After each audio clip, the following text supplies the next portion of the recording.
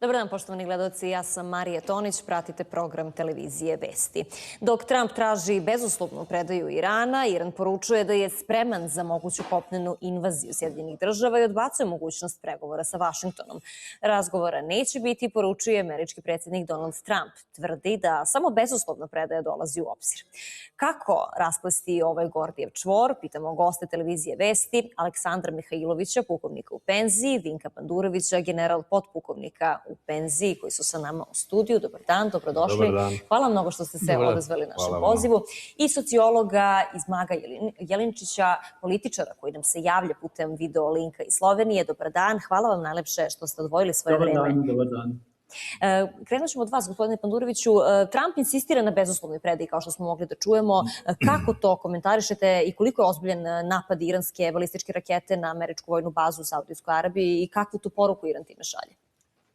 Tokom pregovora koji su trajali između Irana i SAD-a otprilike su ultimativno postavljene određeni uslovi i još tada se je tražilo od Irana da prihvati sve uslove koje je Trump postavio, između ostalog da prekine obogaćivanje uranijuma i u mirnodopske i u ratne, odnosno vojne svrhe, da ograniči ili uništi sve balističke rakete, da spreči svoje posrednike da napadaju Izrael i tako dalje. To Iran normalno nije prihvatio, neke stvari bi prihvatio, neke ne bi. Sad posle ovih 7 dana rata i ovog beskrupuloznog bombardovanja situacija se na terenu nešto menja. Trumpu se čini da je ovo vreme da može da traži ostvarenje tih ciljeva, da ultimativno zahteva predaju Irana. Mislim da Iran nije takva zemlja i takvo rukovodstvo, da nije toga mentalnog sklopa da može to sad u ovom trenutku da uradi, što ne isključujem da neki možda čovek ne bude posegao za takim nečim u nekom trenutku drugom. Od čega zavisi da li će Iran pristati na takav vid? Pa vidite, mi ovde analiziramo ono što mi čujemo, vidimo, imamo informacije, manje više iz druge ruke, analiziramo neku simulaciju rata koji već neko drugi vidi na zemljištu i na realnom prostoru i onda mi se bavimo analizom percepcije nečije tuđe. Tako da mi vrlo teško možemo da kažemo šta se stvarno biva i šta će biti, pogotovo kad imate jednog predsjednika Amerike, Trumpa, koji se ne rukovodi nekim paradigmama, načelima, principima, nego ad hoc donosi odluke i reaguje naprasno. Tako je da vrlo teško očekivati šta će biti, ali u svakom slučaju predaje Irana će zavisiti od posljedica ovih avio i artiljerijskih raketnih udara.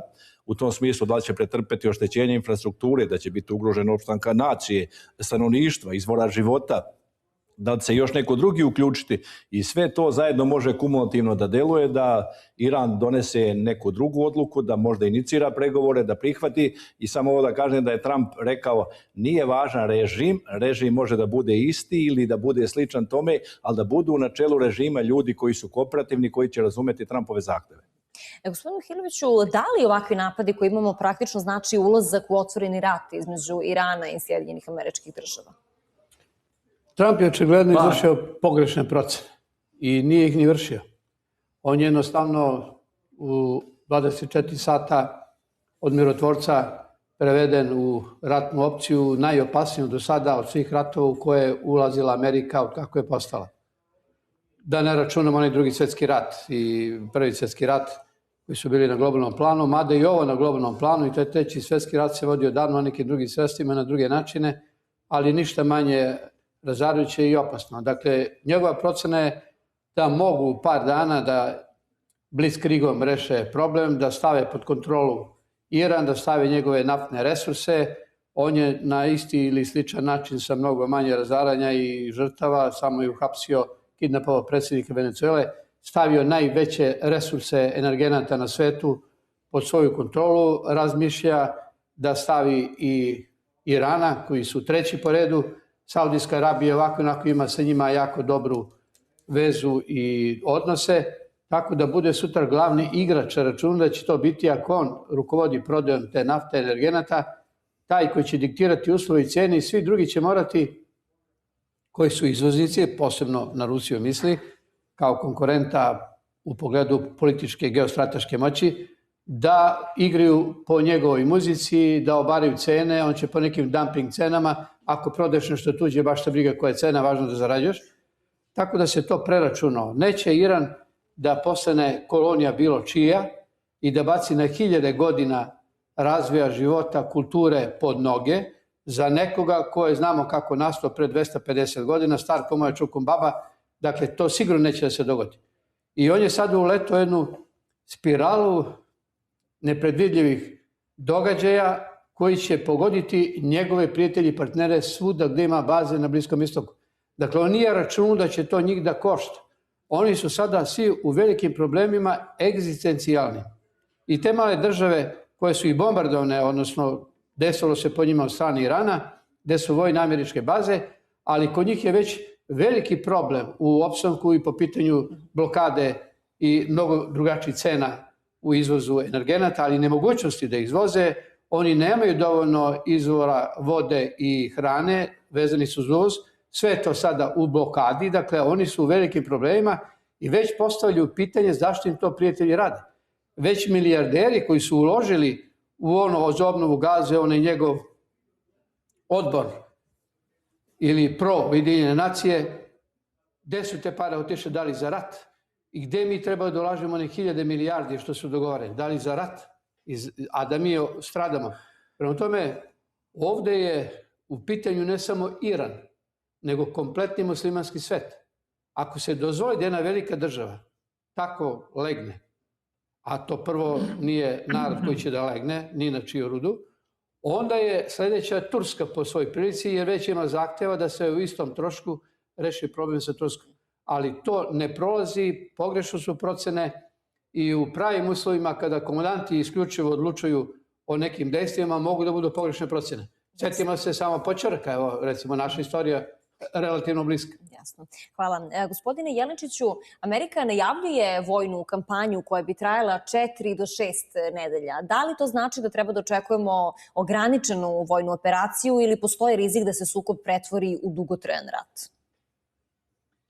Pa ono što je Trump govorio da će ovo sve potrajati par dana, to nikako ne može da bude. Treba da se uzme u obzir da Iranaca ima oko 90 miliona. To nije Irak kao što je bilo, nego je Iran, to je nešto drugo.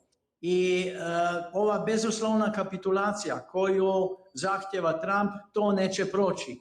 Iran je rekao da ne dolazi u obzir, jer posle ubistva onog najvišeg vođa Irana izgleda da on je znao da će ga napasti, da će ga ubiti.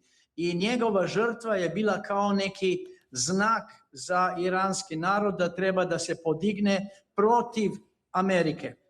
I kaže se da će ovaj rat će potrajati, po mome, potrajaće godinu, možda i više, a zanimljivo je to da Amerikanci imaju one municije koju polako rade, imaju za možda onih 5-6 tjedana. To je bitno manje nego što su očekivali, jer su očekivali da će to napraviti na brzu ruku. Do toga neće doći, jer i Izrael tvrdi da ima Iran oko 2500 balističkih raketa, a još ih stalno proizvodi. Oni napadaju Amerike za koje su rekli da su uništili apsolutno sve. To je opet pitanje da li je to istina, jer sa druge strane Iran tvrdi da su uništili 7 američkih i izraelskih radara, jer Iran je u stvari napao 27 američkih baza. Među tim bazama i onu englesku bazu na Kipru. To je strašna stvar, jer opet se pitamo ko će surađivati sa Amerikancima, a ko će surađivati sa Iranom. Iran ima problem sa Kurdima, jer Amerikanci pumpaju i duvaju Kurde da se nekako podignu i počnu udarati po Iranu, ali ne smemo zaboraviti, Kurda ima i u Azerbejdžanu, ima ih i u Iraku, da bi moglo da ova eskalacija vojna na širi prostor. A još jedna stvar, sad zna se da su iz Libije, da je bio napad na ovu ruski tanker Arctic Metagaz, a to su izveli ukrajinski čamci uz pomoć ovi bespilotni čamci, a uz pomoć Britanaca, iz baze na Cipru, a baš tu bazu je Iran udario. Ja se bojim da će Iran proširiti još i na druge baze, pa evo tu dolazimo do pitanja Bondstila koje je u stvari u Srbiji. To nije jednostavna stvar. A sa druge strane kad pogledamo u Bondstil, polako se Amerikanci izvlače donekle, a ulaze Turci. Znači i tu na tom mjestu se može misliti o nekom eskalaciji nekih sukoba. A sa druge strane treba je znati da Amerikanci imaju neku potporu, imaju sad i potporu Njemaca, pa i Francuza, pa i Engleza, ali i Englezi i Francuzi i Njemci plaše se šta će biti, jer treba znati da Iran ima mnoštvo ljudi koji u ime Allaha će staviti oko sebe pojas sa eksplozivom, pa će se šetati Europom. Europa je puna migranata, takvih, onakvih, jednakih i drugih i tako dalje, i tu se može misliti da će i do toga doći. Znači, ta eskalacija, taj napad Amerike, to nije jednostavna stvar. To je bilo ono preko brda i odjednom, pa mi će to da slistimo i tako dalje. Još jedna stvar, sve ove zemlje, to ima, ja mislim, ima neki 19 baza tamo u blizini Irana, sad ove zemlje koje imaju američke baze i šta će da naprave, jer ako ih Iran udari još par puta, šta će biti sa infrastrukturom, šta će biti sa svim ostalim. I kao što je bilo rečeno, te zemlje trebaju vodu, trebaju hranu, trebaju ne znam šta još, ali već kad se ove komunikacije ruše, to je i za te male zemlje izuzetno teško. Znači i te zemlje će se verovatno povući unazad, ostavit će ove američke baze nekako samo tame snalaze i vidjet ćemo. Ja mislim da Amerika je tu verovatno pogrešila, ja sam 100% da je pogrešila, i još kad govori da nema razgovora sa Iranom, ja mislim da je tu bitnije da Iran kaže da nema razgovora sa Amerikom. To je mislim, bitnije nego ono što Amerikanci žele. Hvala vam. Gospodine Panduroviću, koliko je značajno to što su eksplozije zabeležene u blizini iranskog nuklearnog postrojenja? Vidite, mi vidimo ovdje neke sadržaje rata. Osnovni sadržaj rata je oružana borba, borbena dejstva, to je diferencija specifika, kako se kaže, rata. To su oni elementi i sadržaj koji mi čujemo uhom, eksplozije vidimo okom, to je plamen, razaranja. Međutim, ovdje ne vidimo sve te klasične sadržaje oružane borbe, vidimo samo raketne udare, avi udare, elektronska dejstva, protivelektronska dejstva. Neke forme hibridnog rata su prisutne, ne vidimo ih, mi ne vidimo pešadijska dejstva i protivpešadijska dejstva, ne vidimo klasična artiljerijska dejstva i niz drugih dejstava koja su u ratu uobičajena, zato ovaj rat je specifičan, asimetričan. Kad se radi proračun odnosa snaga, mi moramo da vidimo koje su se ovdje snage sukobile, ko se sa kim sukobio i da vidimo gdje ti projektili padaju. Asimetrična je snaga uopšte gledajući u odnosu između Irana s jedne strane, Izraela i Amerike sa druge strane i podrške ovih ostalih zemalja Europske unije, ali mi moramo tu naći neke pondere, neke koeficijente da bismo to na kraju pretvorili u neki brojčani odnos.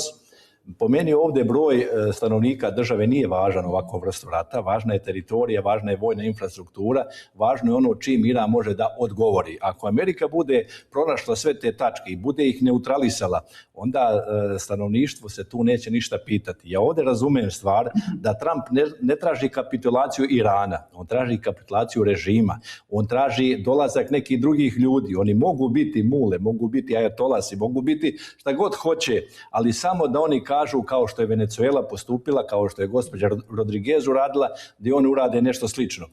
Da bi se to Iran prinudio na to, moraju ovi udari koji za sada traju biti još intenzivniji, moraju se Kurdi pokrenuti, mora se stvoriti kritična masa unutar Irana postojeće u okviru revolucionarne garde, jedinica Quds i raznih drugih, da se stvori unutrašnji naboj i eksploziji koji će dovesti do pucanja Irana iznutra. Trump verovatno računa na to. To što padaju projektili blizu ovih baza, Iran se izvinio svim ovim zemljama, smatra njihov suverenitet i integritet nepovredivim. Te baze američke jesu pod suverenitetom Amerike i zato što Amerikanci odatle dejstvuju. Dejstvo po Bonstilu je po meni isključeno. Prvo, tu nema oko 600 američkih vojnika, tu nema ni jedno vatreno sredstvo kojim se odatle može dejstvovati. Iran ne treba da rasipa, nema on u izobilju i tom broju sredstava da može da gađa svaku tačku na planetu koja ima u dometu. On će se fokusirati na ono odakle njemu najveća opasnost preti i ono što će najviše bola nanijeti Americi i Izraelu. Znači, to će biti projektili, odnosno ciljevi na prostoru Izraela, u ovim zemljama u zalivu i eventualno one baze i one lokacije odakle se bude dejstvovalo po Iranu samo. Gospodine Mihajloviću, da li su nuklearni objekti u Iranu sada jedna od glavnih meta u ovoj operaciji? Luke. Ne, da li su nuklearni objekti? Nuklearni objekti. Pa da, to su bile glavne mete, vidite, one su nedostižne. One su na 800 do 1000 metara dubine. Prema tome, to je samo prosipanje bombi i svega. Sada su dovukli tamo strateške bombardere B-1 u Englesku, u ovoj bazi u Indijskom okeanu. Diego Garcia su jedno 10 dovukli B-2 i B-52, tu su i tankeri. I to je jako moćno naoružanje. Ovaj B-2 recimo je jedini na svetu strateški bombarder koji može da nosi bombu od 14 tona koju oni imaju. Međutim, ni ta bomba ne može da probije da dođe do nuklearnih postrojenja, čak ni do fabrike dronova i onih ključnih nekih stvari u proizvodnji vojnoj. Ja mislim da su u tim tunelima već i Suhoi 35, da će biti na danu D upotrebljeni. I još dosta toga nije upotrebljeno. Međutim, oni se igraju vatrom, može da dođe do nekih oštećenja, mogu da podignu negde neki nuklearni otpad ako nije zaštićen tako kako je sama proizvodnja nuklearne energije organizovana i da to bude pogubno po sve. U svakom slučaju, slažem se s ovim da oni očekuju da ovaj rat potraje, da nešto urade unutrašnjom pobedom, obojenom revolucijom. Da traje godinu dana, može samo tim uslovima. Kompletna Amerika ima resurse, procena Pentagona za 3 meseca, ja dodajem sigurno 4 najmanje. Nijedan dobar komandant neće reći onome ko kaže naređujem koliko stvarno ima. Jer ako to potroši, šta dalje ako se nešto iskomplikuje na bojištu. Dakle, to su te strategijske rezerve za koje treba da znaju oni koji odlučuju u samom ratu, koji vode jedinici komandu njima. Dakle, 4 meseca najviše imaju. Doneli su sredstava sada na Bliski istok za 4 do 5 nedelja. Neki kažu doneli su neograničene količine. Pa kako? Brodovi imaju neke limite. Drugo, oni silosi na kontejneri na brodovima za krstareće rakete i za mnogo toga. Pa oni nemaju rezerve raketa na brodu. I kako to mornari, po par tona težine da ubace u top? To nema teorijske šanse. Znači, samo u luci. Jedina luka za to sposobna i spremna i gde sme to da se radi, to je ta Diego Garcia, na 3.500 i nešto kilometara udaljenja. Pa to ne može da stigne sat vremena tamo, sat ovamo i da sredi to i da vidi gde se uđe ponovo u rat. Dakle, oni imaju ograničene limite i ovo je sada malo i propaganda ubačena da intenziviraju, da uplaše sve i da podignu narod. To je onda njihova šansa. Dok se oni između sebe kolju, kao što smo se mi klali ovde 1991. Kao što smo i na Kosmetu bili zauzeti sami sobom praktično unutar svoje države, oni su došli da pokupe kajmak i samo pljuckali odozgo, tako računaju i na to. Ali ako ne dođe do te pobune, jer Kurdi na koje su računali u Iranu su se već probudili i javno razmišljaju da i da verovani Amerikancima veruju, koji su prošle godine u vreme mirovnih pregovora napali Iran, koji su sada maltene u Beču sutra potpis će da bude posle Ženeve, ponovo su napali. I to koga? Gde se nikada nijednom ratu ne napada, posebno ne u prvom talasu. Devojčice do 12 godina, do 14 godina odbojkašice i vrhovni vođa u svojoj rezidenciji, vrhovni vojni i politički ostatak koji nije bio na ovom sastanku, u svojim stanovima i kućama. I to je sada uspeh, oni to slave. Dakle, to je trebalo da pomogne onoj obojnoj revoluciji na ulici, međutim, i ja isto verujem da je Hamnej sebe svesno žrtvovao, on ima bunker ispod, mogu i u bunkeru da ima sastanak, ali računao je da ode kao mučenik i kada vide komu je sve stradao, da će doći do homogenizacije društva i naroda. i posle par sati slavlja da je ubijen, onda je počelo tugovanje, 40 dana žalosti i nosili su slike i suze i pretili Americi, Izraelu i tako dalje. Prema tome, samo proksi ratom, jer Amerika nema resurse da vodi dugotrajni rat. Ona se potrošila oko Ukrajine. Sada se troši opet oko Ukrajine preko Evrope, bar joj se taj deo plaća. Ona održava blizu 800 baza svojih širom sveta i vojnih objekata. I to neće moći da pokriva ni sa 1000 tih milijardi. To je ogromni potencijal ljudski koji u tim bazama i vojnim objektima, i to nisu za minimalne pare, za minimalce. Dakle, sve to mnogo košta, zato je najveće ulaganje, najveći budžet vojni američki, ali to nije sve za oružje. Oni imaju izuzetno malu proizvodnju i kapacitete. Sve je to u privatnim rukama. Neće ni jedan privatni proizvođač bilo čega da proizvede sada nešto krupno, skupo, jedan komad. Nego za jedan duži vremenski period veće ulaganje da budu od kupca nego samo nešto da on praktično ulaže. Ako proizvede više, ne zna šta se time da radi, da ima zamrznute investicije. Dakle, ovo, ja mislim, ako ne bukne ta unutrašnja pobuna, a mislim da neće, onda je u velikim problemima Trump, jer može da mu se desi da mu bude pogođen i potpuno potopljen nosač aviona koji je već oštećen, razarač koji je već oštećen, koji izvlače, sad je na 1300 km od iranske obale prema ovoj luci u Indijskom okeanu, onda je njemu jedini izlaz i spas kao na ranjena zver za sobom vuče sve, da baci taktičku nuklearnu bombu. A to onda je na nova eskalacija svega.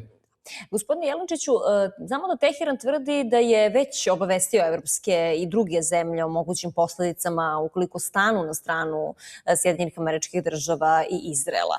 Sad, da li je to reč o pokušaju odvraćanja ili o realnoj pretnji i širenjem sukoba na širi međunarodni front? Pa, u Iranu treba da se zna da neće doći do ljudske pobune, jer ova smrt Hameneja ih je udružila. I ono što se vidjelo na nekim snimcima kako se neki raduju što se to desilo, to je bilo malo tih ljudi. Pogotovo najviše tih ljudi koji su bili veseli su bili u inostranstvu. Ovi Iranci koji su pobegli iz Irana i oni su se radovali tome što se desilo. Ja mislim, narod se u Iranu skupio, stao je zajedno i još jedna stvar je, kad je bila pogođena ona škola sa decom, to je bilo strašno, to je Iran diglo na noge, a zanimljivo, u zapadnoj štampi to je nekako nestalo, o tome se ne govori skoro ništa. Govori se šta će Trump da napravi, govori se da je Trump rekao da će slati 50.000 sopstvenih vojnika u Iran, a ja očekujem to, jer očekuju i Iranci, jer onih 50.000 vojnika američkih u Iranu, to znači 50.000 mrtvih, 100%, jer Iran se ne pita koliko će sopstvene sile da izgubi, njemu je bitno da pobedi Amerikance i oni brane svoju domovinu, to treba da se zna, jer ako neko napadne nekog, to je jedna stvar, a kad ti braniš sopstveni opstanak, narod i domovinu, to je nešto sasvim drugo. I tako da, ja mislim, tu će biti vojna iscrpljavanja, pogotovo ako dođe do eskalacije na pešadijskoj varijanti. To će se dešavati još dugo vremena, a još Iranci rekli su da sad je bio sa raketama kao prvi rang raketa, a onda su rekli doći će i drugi, bolji rang raketa, a na kraju doći će treći rang koji će biti najstrašniji. Sad, šta su Iranci napravili u posljednje vreme sa svojim raketama, to se otprilike nešto se zna, a uglavnom ne zna se baš mnogo. A ove nove rakete može da polete još mnogo dulje. Pokazali su kad su udarili na Kipar, a vjerojatno će pokazati da ove rakete lete još i dulje. I to su supersonične, hipersonične rakete koje jako brzo lete i onda još manevriraju na niskim visinama, tako da se mogu radarske slike da se izbegnu tome.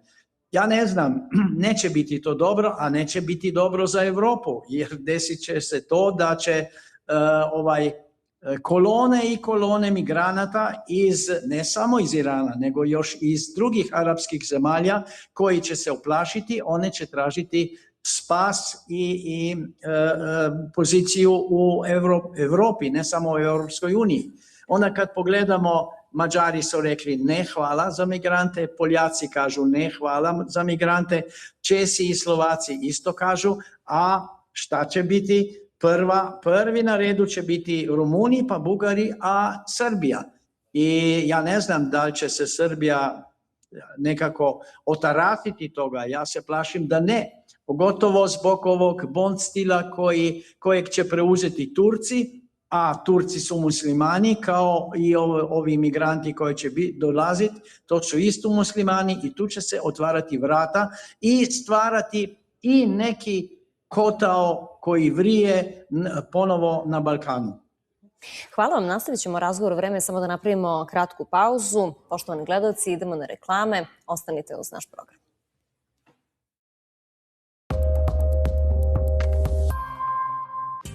Sjaj koji se vidi, glamur koji se osjeća. Golden Rose. Hej, Lili, šta je sniženo do 15. marta? Svi parfemi i toaletne vode do 50%. Kada vidite prve bore, vreme je da mislite i na svoje kosti. Jer promene na licu vidite odmah, ali u kostima tek kad bude kasno. Kada osteoporoza napravi štetu. Sada je vreme za K2D3 Viva. Uz dvostruko veću koncentraciju aktivnog oblika vitamina K2 i vitamin D3. Sačuvajte i povećajte gustinu kostiju. K2D3 Viva. Zauvek aktivni. Abela Farm. Balkan Music aplikacija. Slušaj svoje omiljene hitove domaće muzike i našeg regiona. Preuzmi aplikaciju Balkan Music preko App Store-a, Google Play Store-a i App Gallery Huawei. Uživaj u pesmama koje voliš i aktiviraj paket preko MTS portala. Preuzmi aplikaciju i ponesi omiljene note svuda sa sobom. Balkan Music i MTS. Poznati brendovi, niske cene, jednostavno Deichmann. Jednostavno dobre cipele, jednostavno dobre cene. TTL akcija do 9. marta. BU kozmetički set 999,99. Posjeti najbližu TTL prodavnicu.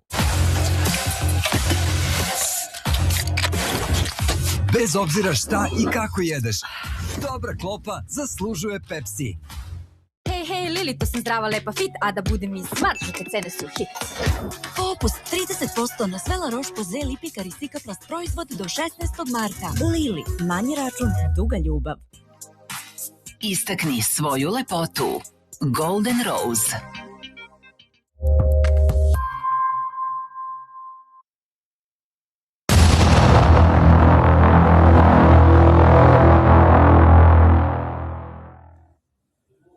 Poštovani gledalci, nastavljamo sa našom emisijom i razgovorom sa našim gostima. Gospodine Panturoviću, iranski zvaničnici ovaj rat nazivaju agresijom protiv Irana. Koliko je negde ova retorika deo šire strategije Teherana da međunarodnoj javnosti predstavi sukob kao odbrambeni?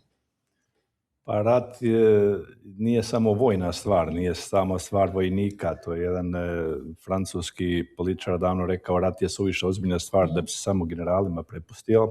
Nešto je slično Madeleine Albright govorila. Iran nastupa sa te tačke koji ste vi rekli potpuno logično i ispravno. Definicija agresije je takva da ovo što se dešava zadovoljava osnovne kriterijume definicije agresije, invazije i tako dalje.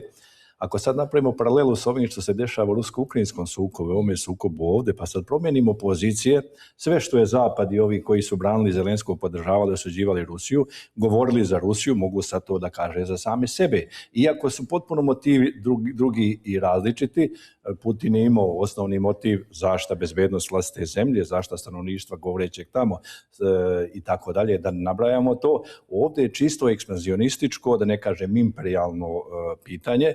ovdje je ekonomska stvar, ovdje su naftna bogatstva u pitanju, ali Izrael sa svoje tačke gledišta i svoje percepcije Iran vidi kao smrtonosnog neprijatelja koji istini za volju, kao i Hamas stalno na usnama govori smrt Izraelu, Izrael mora nestati, treba se staviti u njihovu poziciju, vidjeti kako to oni posmatraju, ali Iran to jasno kaže, da je ovdje prekršena povelja Ujedinjenih nacija. Ja sad se pitam šta je radio Savet bezbednosti, šta su rade Ujedinjene nacije do sada, ako je Iran bio tolika pretnja po svjetski mir, Savet bezbednosti po glavi 7 povelje UN-a imao je razloge onda da pokrene to pitanje.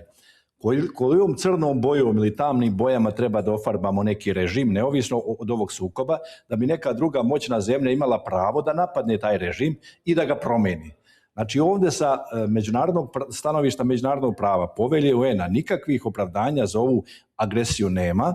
Iran ima pravo na samoodbranu, ima Iran pravo na kolektivnu odbranu, oni to pozivaju se na to što je potpuno ispravno, ali će neko reći iz nekih drugih moralnih razloga, kao što je to bilo kod nas kad smo bili pod agresijom NATO pakta 19 zemalja, da je rečeno da su u pitanju ljudska prava, humanitarna intervencija, moralni razlozi, pa su oni preuvlađujući u odnosu na razloge kršenja međunarodnog prava.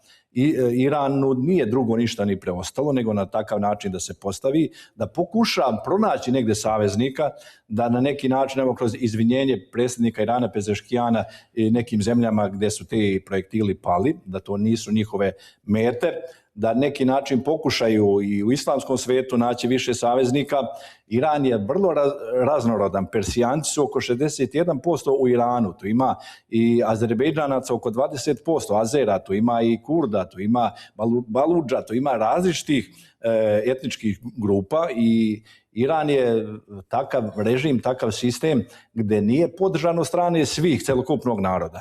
Ako mi danas želimo da presadimo pelcer ljudskih prava sa zapada iz Amerike u Iran, to se teško može primiti odmah. Potrebno je određeno vreme, ali Ameriku ne zanima to. Ustav Saudijske Arabije je Kuran. Najveći deo zakona Iraka i Saudijske Arabije na šerijatu zasnovan. Zato Trump kaže nije važan ko će doći novi, sam da dođe novi, može biti strožiji, može biti rigidniji u pogledu prema stanovništvu nego što je bio Khamenei, ali da je po volji Trumpa.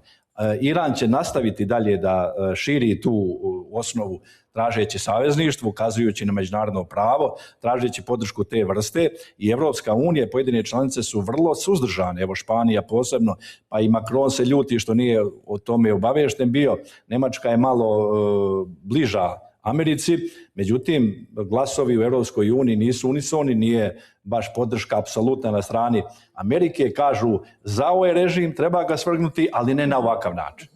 Gospodine Hiloviću, koliko informativni rat, dakle uključujući propagandu i medijski narativi kao i borbu za globalno javno mnjenje, to negdje postaje gotovo jednako važan deo ratovanja kao i vojno dešavanje na terenu? To je moja tema, ja sam se tim i bavio. I profesionalno, a i, da kažem, iz hobija. Mada ne može to da se kaže iz hobija. Taj propagandni rat je u jednom sadržaju upravo informativni. A kada su ratna pitanja i ratna vremena u toj obradi, onda je tu istina u drugom planu. Nego je istina ono što napadač želi da kaže svojoj javnosti pre svega, a onda i svetskoj javnosti. I u ovom trenutku taj informativni rat na zapadu i protiv Rusije i protiv Irana je strahoviti. Strahoviti je. U nekim krugovima na zapadu, posebno američkim, i prema Kini. I oni u ostalom u svojoj strategiji imaju da im je glavni državni neprijatelj Kina. Tu je, iako su sa ovom novom strategijom skinuli Rusiju, i Rusija bila i Severna Koreja i Iran. To su te 4 države bile koje su im državni neprijatelji, smrtni neprijatelji. Narod je tu najviše stradao jer je zatrovan dezinformacijama i poluinformacijama, poluistinama. One su u stvari najopasnije, one unose crn sumnje.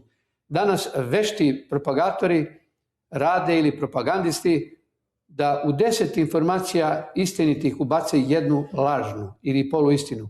Ali je ta dovoljna, prvo da se prihvati i proguta, jer sve je istina, onda i to je istina, ali kada se shvati, to dođe u jednom trenutku do izražaja, da je greška, onda se sumnju u sve. Onda to razara. Taj crv sumnje kada se jednom usadi, onda je teško njega izbaciti. I mnogo će trebati vremena. Evo, pazite, sve te društvene mreže gde najviše visi i mladi i stari i oni maloletni i oni koji također im predstoje pelene sa druge strane godina, onda vidimo koliko je tamo cenzure, koliko je blokada. Pa evo, nema jednog, recimo, koji je bio na nekoj društvenoj mreži da u datom momentu nije bio blokiran na par sati, par dana ili mjesec dana ili neko duže vreme, zato što je nešto postavljao, neke postove koji nisu odgovarali onima koji su zaduženi za tu cenzuru. Za naša područja su zaduženi ljudi iz našeg okruženja, iz naše bivše bratske Juge, a znamo kako gledaju na nas. Dakle, to tako rade. Najbolje će kontrolisati nekog u njegovom okruženju ko zna njegov jezik. Tako da tu ime onda i zloupotreba. Sjetimo se kakve zloupotreba može da bude oko infobiroa, kako su ljudi iz jedne najobičnije laži i zlobe slati na dugogodišnje robije. Teško je to bilo oprati se u takvim vremenima, a svako ratno vreme je takvo vreme. Nema se vremena tada za detaljne istrage i nema se vremena za provere, nego veruj da je tako, jer ako gubiš vreme u proveri, može skupo da te košta. I sigurno je to jedan od osnovnih faktora djelovanja na svetsku javnost, da se opravdaju njihovi postupci i namere, da se opravda njihova intervencija. To su tamo zli ljudi, to su nemogući ljudi, oni zaslužuju da budu satrni, da budu promenjeni. I sada se pojavljuje Trump, koji nije ni uspio gradonačelnika New Yorka da postavi, da menja verske poglavare širom sveta. Suteći našeg patrijarha ili ruskog patrijarha onda postavlja i u bilo kojoj veri. I da menja predsjednike, da menja premijere. Pa na što to liči? Na što liči? Komu je dao to pravo? I to je propaganda. Štedi pare da se ne ide na izbore. Šta da? Štedi pare da ne idemo na izbore. Gospodine Jančiću, ako se uzmu u obzir civilne žrtve, raseljavanje stanovništva i širenje udara na više država regiona, da li možemo reći da je Bliski istok već ušao u novu fazu dugotrajne regionalne nestabilnosti? Pa regionalna nestabilnost na Bliskom istoku postoji već dosta dugo vremena, tako da ovaj napadaj Amerike na Iran se u stvari očekivao možda u nekim krugovima već 2 godine otprilike. To se pripremalo polako i baš kad je Trump došao, on je imao osjećaj da treba nešto da napravi. Jer on misli da je to rat u pravcu Nobelove nagrade za mir. A on nema pravo da se petlja u druge države. Nema pravo, on se upetljao već u Venezuelu, pa onda je pokušavao sa Grenlandom, pa je govorio o Kolumbiji, pa o Kubi, pa ne znam o čemu još. Ali i sad on je još nešto izmislio. Sad hoće da ima neki slogan kao Make Iran Great Again, kao što je imao MAGA, sad je MIGA. Znači vidi se da on je u prvom redu showman i biznismen, a ponekad mu proradi nešto koje je van logike. I to ovaj napadaj je bio van logike. I ja mislim da problemi će na Bliskom istoku biti pogotovo zbog toga jer će ove zemlje koje su sad dobijale novac i od nafte pa ponajviše od turizma, to će nestati, to će se zatvoriti i ove zemlje će opet ponovo trebati da izrastu iz nule pa na gore. I u onom momentu ćemo vidjeti ko će imati i snage i novca da tu pomaže, a sa druge strane ja mislim da će doći i do jakog naboja muslimanskog, vjerskog gibanja koje neće ostaviti sve nekako na miru. Ja mislim da će i ove zemlje ovog Bliskog istoka koje su počele da se liberaliziraju, da će se to ponovo vratiti u kruge ove, da kažem, muslimanske veroispovesti, da će se zategnuti, da će neke što su popustili ljudima da će to ponovo da se vrati na ono stanje kao što je pre toga bilo i tako dalje. Ukratko, ne piše se dobro o Bliskom istoku, ne piše se dobro ni Europi, a pogotovo ne o Europskoj uniji takvoj kakva je. A to u stvari Europska unija će nestati za neke 2 godine, jer su razmirice prestrašne i pogotovo sad kad je Orban rekao da on ne pristaje da se Ukrajini da dodatnih 90 milijardi eura i možda još malo manje. I onda odmah je skočila Europska unija, pa onda još kad je Orban uhvatio one švercere novca, ukrajinske švercere koji su imali u kolima tamo oko 35 milijuna eura, pa oko 35 milijuna dolara, pa ne znam koliko desetine kilograma zlata, pa jer su ih sad Mađari uhvatili u tom švercu ili da kažem pranju novca. Evo Zelenski je poskočio i rekao čak da se može desiti da će poslati neke momke, kao je rekao, a to znači neke teroriste pa da naprave neki atentat na Orbana. A Europskoj uniji bi to jako dobro došlo, jer njegov kontra partija na strani koja je za Europu, a ne za Mađarsku, to je onaj Mađar, kako se preziva, njemu bi dobro došlo ako bi Orbana maknuli. I evo to je Europa. Europa je preslikava se slika iz Bliskog istoka u Europu, a isto kao što se preslikavala slika iz Ukrajine u Europu i u Europi se diže neonacistička varijanta i to biće gužve. Ukratko biće gužve. Daj Bog da to ne udari po našim zemljama i da bi bili izuzeti iz tih stvari. Gospodine Peduroviću, u izveštajima se navodi da iranske vlade optužuju obaveštajne službe poput CIA i Mosada da naoružavaju kurdske grupe. Koliko su ovakve optužbe zapravo deo informativnog rata koji prati sukob na terenu? Sad ponovo se vraćam na temu informativnog rata, ovo što je kolega govorio, to je sve tako tačno i na to ću nešto da kažem. Ja bi to još dopunio vezano sa sljedećim. Prvi zalivski rat, odnosno pustinska oluja i napad Amerike, SAD-a i još nekih zemalja na Irak, jedan francuski teoretičar medija i kulture, Baudrillard, je napisao jedan tekst, rat koji se nije desio. Jer smo mi analizirali i posmatrali rat sa televizije, a na televiziju je došao preko CIA i američkog Pentagona, filtriran, a onda smo mi analizirali to. On to naziva simulacija rata na ekran, a onda mi taj rat posmatramo svojim očima, pa to je simulakrum i dobijamo neki rat koji se na terenu stvarno ne zbiva. Upravo i ovaj rat sad koji se vodi tamo. Kad čujete Trumpa i kaže da takvom brzinom, tako razornom snagom uništavamo, razaramo, potapamo mornaricu, sve živo, vi imate jednu predstavu rata da je Iran na kolenima. S druge strane dobijete informacije sa iranskih medija koji kažu da uspješno pogađaju nosače aviona, da uništavaju aerodrome, pogađaju razne centra, baze i tako dalje. I onda to kažemo da je jedna vrsta propagande. Sada ako je to odraz stvarnih događaja na terenu, to nije propaganda, to je realno predstavljanje situacije. Mi ne znamo tačno šta je u pitanju, ali moramo imati ovo u vidu. Nije važan predsjednik Amerike ime i prezime. Nije Trump bio kada se desila pokušaj obaranja Fidela Castra u zalivu Svinja. Nije Trump bio predsjednik kada je Čile oboren Allende pa došao je Pinoče. Pa nije bio on na čelu Amerike kada je oboren Mossadegh u Iranu pa je doveden Reza Pahlavi. Pa nije bio prvo u Pustinskom ratu, pa drugom u Afganistanu i tako dalje. Znači, to je neka zakonitost. Amerika se na takav način ponaša. S tim što su ovi prethodni ratovi, intervencije koje sam pomenuo, manje izazivale turbulencija na svjetskoj sceni, pogotovo u Europi, nego što izaziva ovaj sukob sada. I o tome Trump mora da vodi računa. Ja sam siguran da su američki komande i generali i sve to analizirali stvari, da ovo nije se desilo preko noći, ovo je dugo vremena pripremano, da su oni obezbedili potrebna sredstva.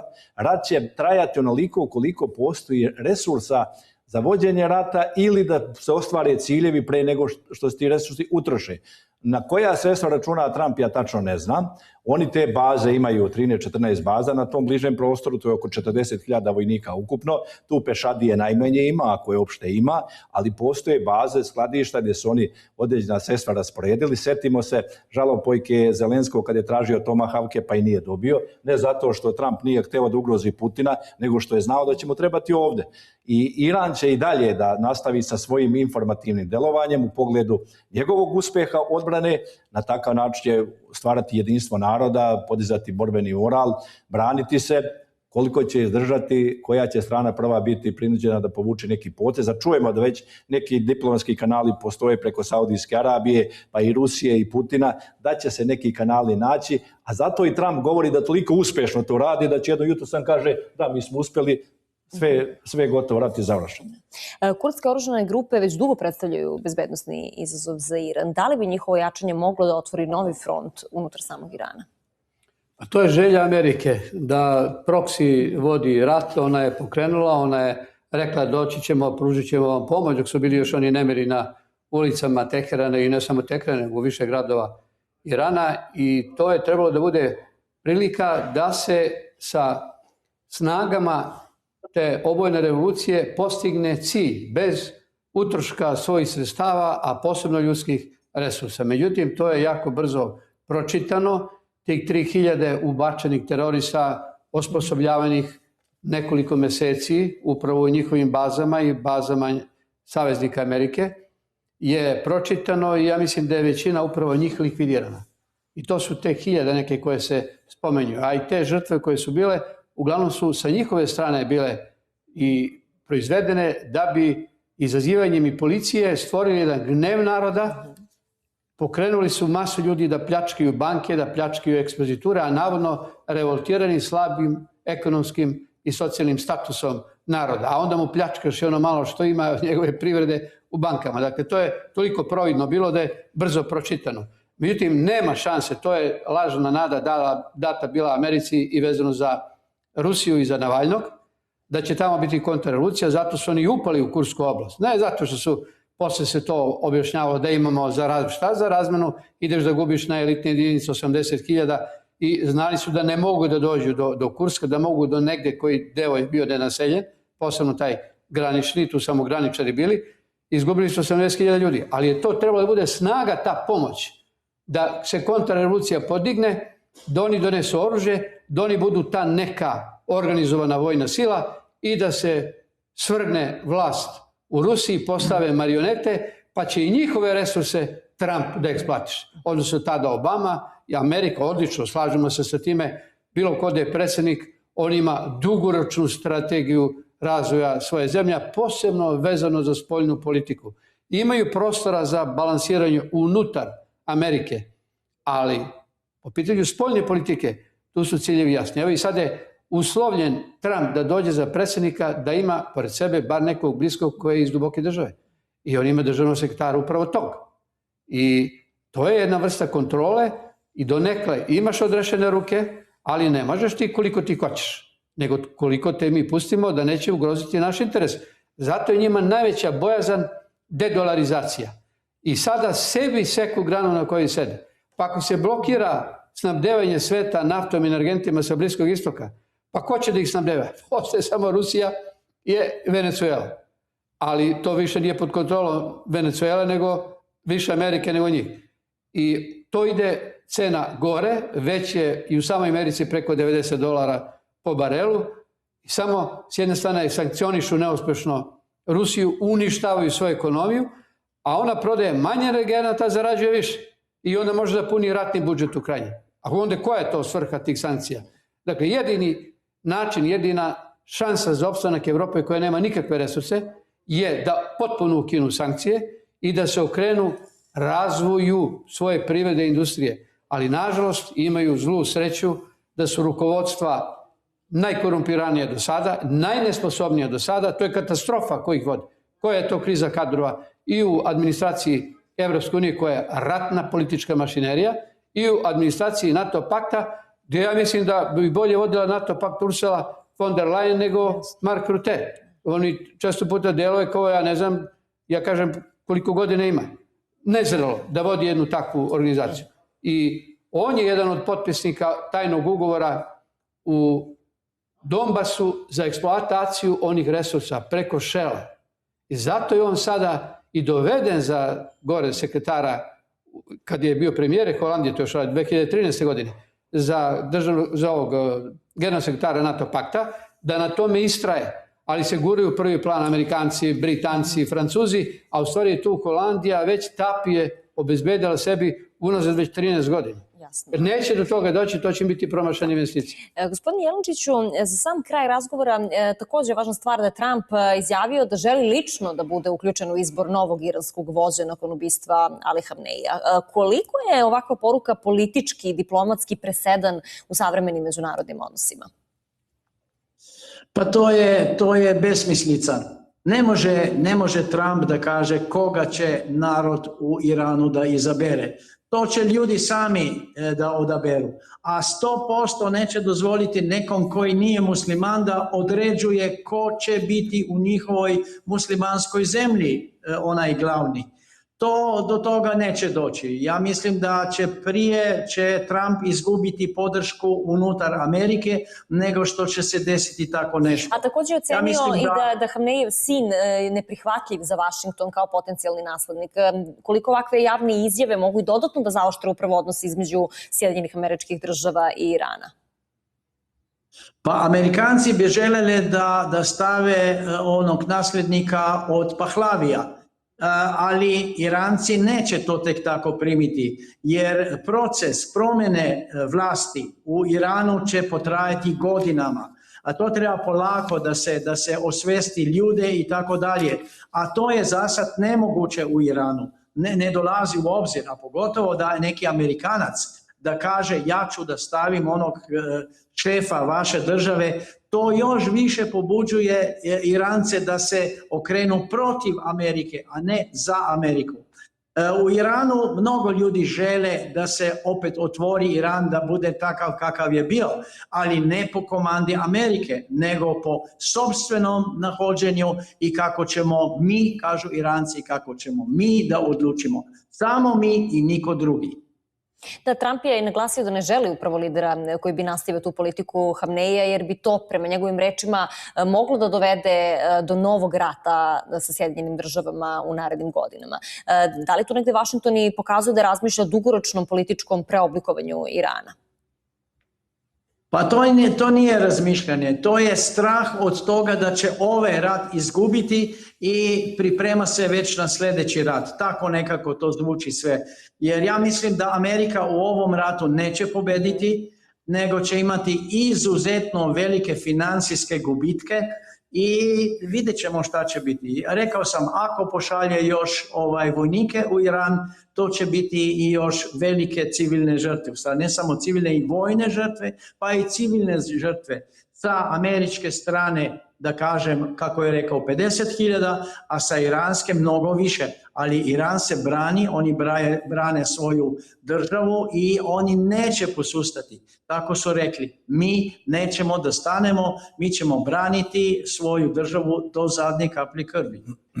Hvala vam, gospodine Jelenčiću, najlepše na izdvojenom vremenu i na ovom javljanju i na detaljnoj analizi. Gospodo, hvala vama najlepše na izdvojenom vremenu. Nastavit ćemo, naravno, pratimo situaciju na Bliskom istoku iz minuta u minut. Poštovani gledaoci, idemo kratko na reklame, nakon toga vas očekuje pregled najvažnijih vesti. Ostanite uz nas.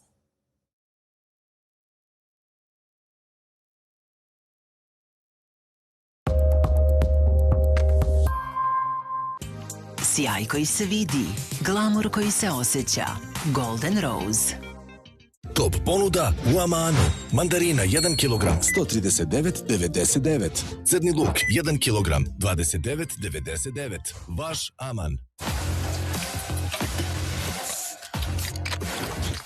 Bez obzira šta i kako jedeš, dobra klopa zaslužuje Pepsi.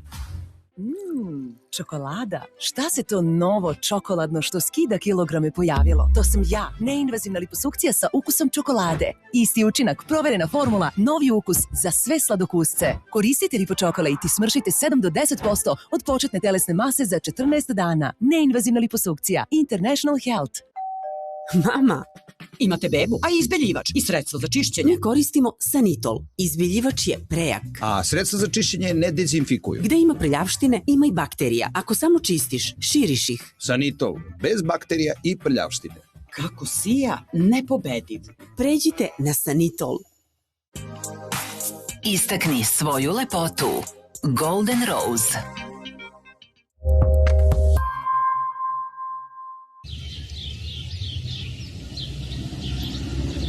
Dan počinje pre nego što sunce izađe. Dok grad još spava, mi već radimo. Jer vest ne čeka. 9 urednika, mozak, informacija. Oni odlučuju šta je važno, šta je istina, šta je sada. Oni ne prate događaje. Oni ih oblikuju. Uvek na terenu, na svakom mestu, u svakom trenutku. Dok drugi traže priču, oni su već njen deo. 8 voditelja, 8 lica, jedna istina. U studiju pod svetlima, uvek fokusirani, spremni da vam prenesu ono što drugi tek saznaju. Zajedno čine srce kanala koji ne spava. Mi smo vesti.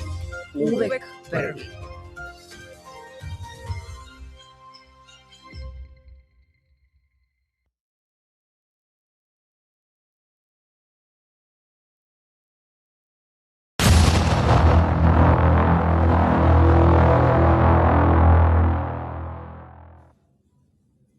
Vreme za još jedan pregled najvažnijih vesti. Snažne eksplozije čule su se tokom noći u Teheranu. Granatiran je jedan od 2 najveća aerodroma. Washington tvrdi da je izveo najveći talas napada na Islamsku republiku do sada. IDF je gađao ciljeve sa 80 aviona. Revolucionarna garda pokrenula je kontranapad i raspoređuje raketne sisteme nove generacije. Washington Post piše da Rusija dostavlja obaveštajne podatke Irancima o američkim položajima. Noć za nama obeležila je najveća kampanja bombardovanja Amerike u Iranu do sada, tvrdi američki ministar financija Scott Bessent. Snage Sjedinjenih država ciljale su iranske raketne lansirne sisteme i fabrike koje proizvode rakete. 8. dana vazdušnih napada eksplozije su se čule i u Teheranu. A američki predsjednik Donald Trump kaže da su iranska vojska, mornarice, komunikacije i njihovi lideri nestali. Veoma dobro nam ide. Neko je rekao kako biste postigli rezultat od 0 do 10. Rekao sam da bih dao od 12 do 15. Njihova vojska je nestala. Imaju 32 broda i svi su na dnu okeana. Iranske snage su na Izrael izvele 5